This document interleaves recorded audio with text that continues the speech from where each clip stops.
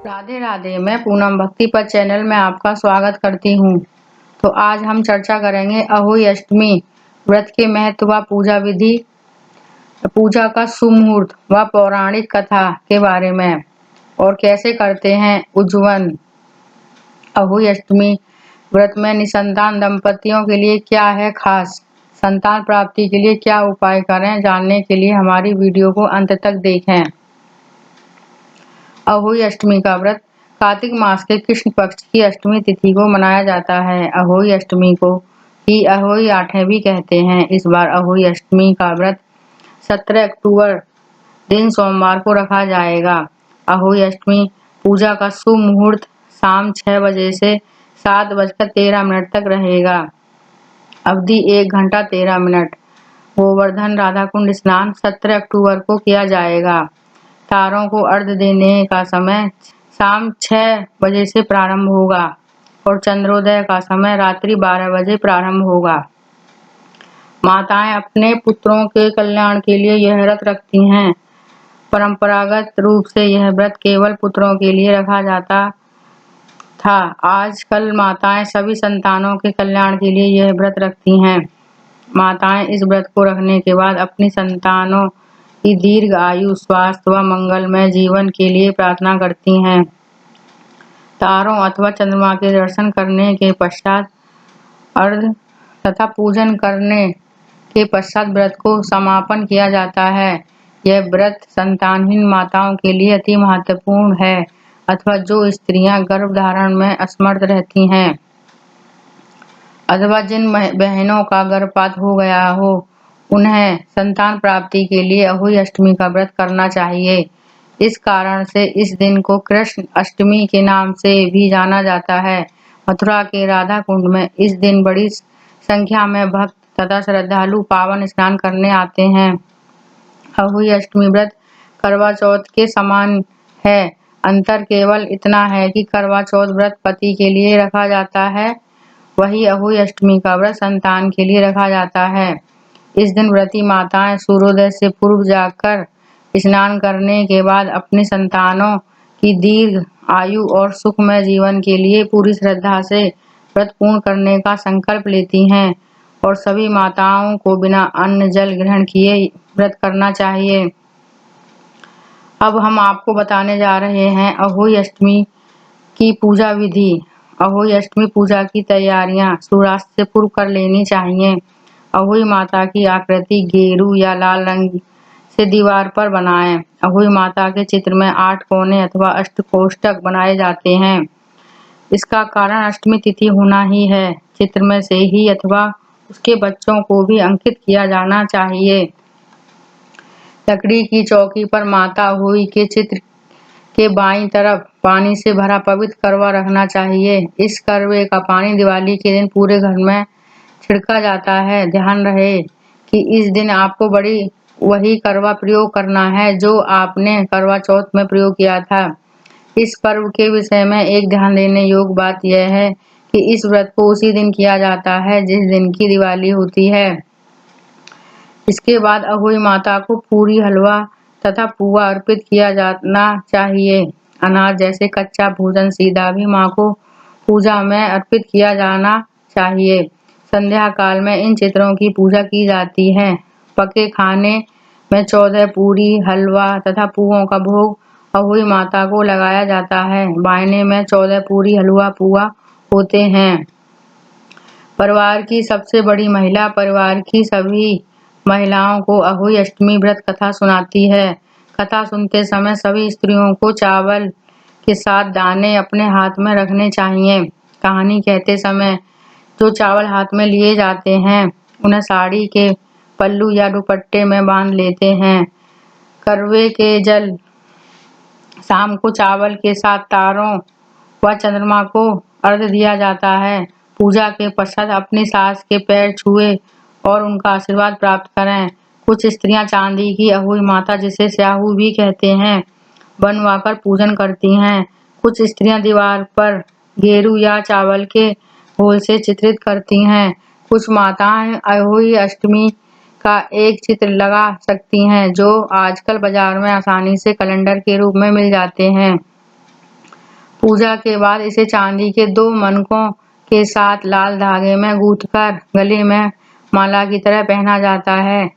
दिवाली या अन्य किसी दिन माला को चूमकर रख देते हैं। पूजा के अंत में अहोई अष्टमी आरती की जाती है। पूजा संपन्न होने के बाद महिलाएं अपने परिवार की परंपरा के अनुसार पवित्र करवा में से चंद्रमा अथवा तारों को अर्घ्य देती हैं। तारों के दर्शन से अथवा चंद्रोदय के पश्चात अहोई माता का व्रत संपन्न होता है। आपको बता दें कि अष्टमी का व्रत करवा चौथ के 4 दिन बाद और दिवाली से 8 दिन पहले रखा जाता है।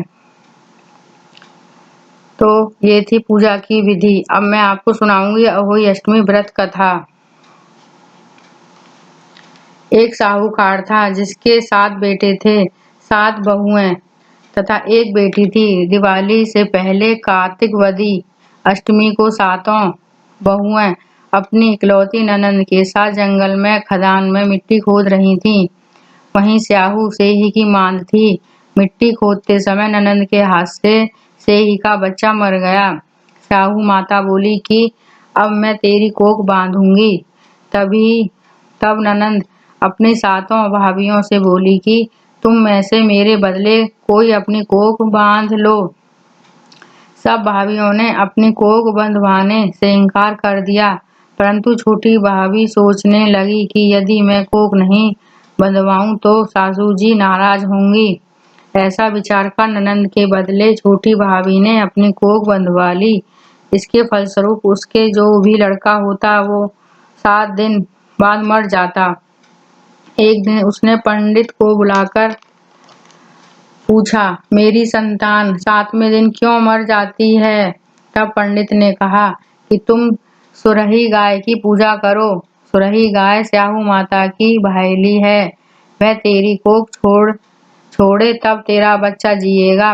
इसके बाद से बहू प्रातःकाल उठकर चुपचाप सुरही गाय के नीचे सफाई आदि कर जाती। गौ माता बोली कि आजकल कौन मेरी सेवा कर रहा है, सो आज देखूंगी। गौ माता खूब तड़के उठी। क्या देखती है कि एक साहूकार के बेटे की बहू उसके नीचे सफाई आदि कर रही है। गौ माता उससे बोली, क्या मांगती है? तब साहूकार की बहू बोली कि स्याहू माता तुम्हारी भायली है और उसने मेरी कोख बांध रखी है, सो मेरी कोख खुलवा दो। गौ माता ने कहा, अच्छा। अब तो गौ माता समुद्र पार भायली के पास उसको लेकर चली।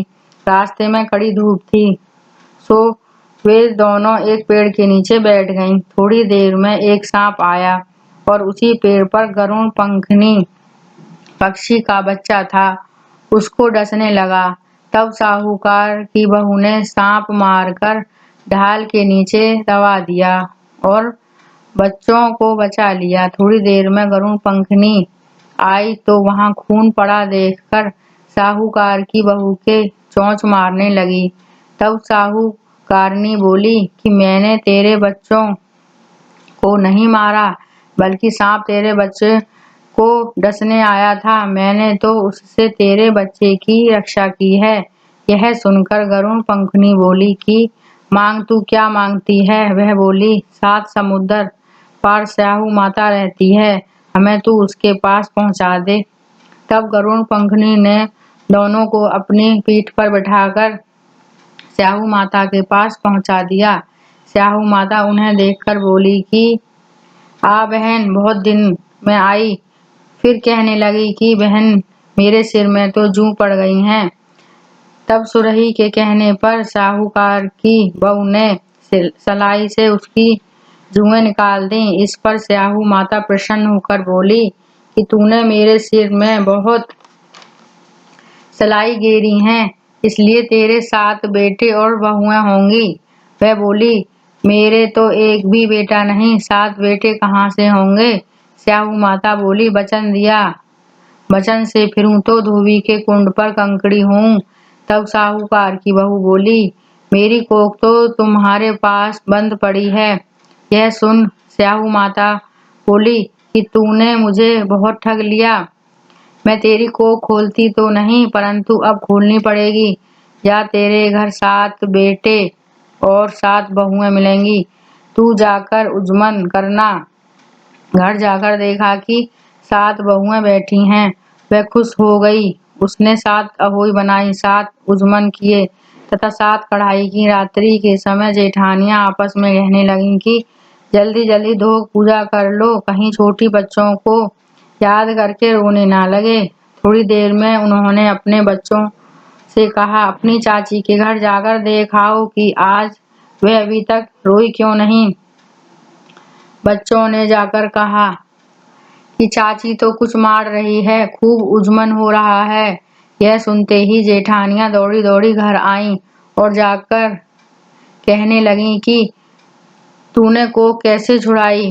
वह बोली, तुमने तो कोक बंधाई नहीं, सो मैंने कोक बंधा ली थी।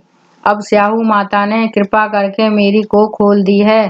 स्याहू माता ने जिस प्रकार उस साहूकार की बहू की कोक खोली, उसी प्रकार हमारी भी खोलियो। कहने वाले तथा सुनने वाले की तथा सब परिवार की कोक खोलियो।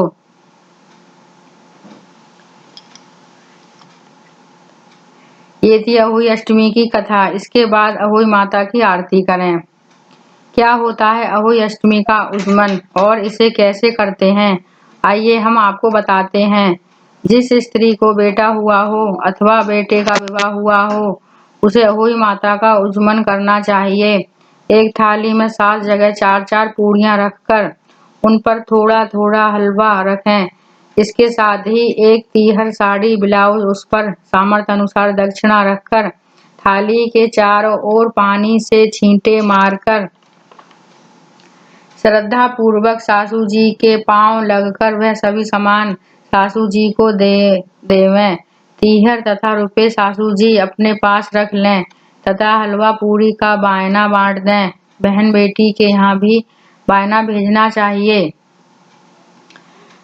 निसंतान बहनें भी संतान प्राप्ति के लिए अहोई अष्टमी का व्रत रखें। ऐसी मान्यता है कि अहोई अष्टमी को गोवर्धन के परिक्रमा मार्ग पर राधा कुंड में निसंतान दंपति संतान प्राप्ति की कामना के लिए स्नान करें व दीपदान करें। राधा कुंड में स्नान अहोई अष्टमी की रात्रि 12 बजे किया जाता है।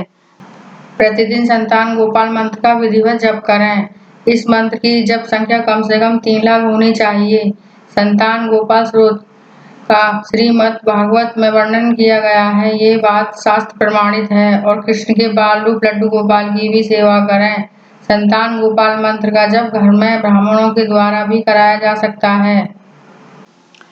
तो फ्रेंड्स, आज की हमारी ये वीडियो कैसी लगी कमेंट में ज़रूर बताएं। अगर आपको वीडियो पसंद आई हो तो वीडियो को लाइक व शेयर करें, चैनल को सब्सक्राइब करें और नोटिफिकेशन बेल को क्लिक करना ना भूलें, जिससे कि कोई भी न्यू वीडियो आपसे मिस ना हो। तब तक के लिए राधे राधे।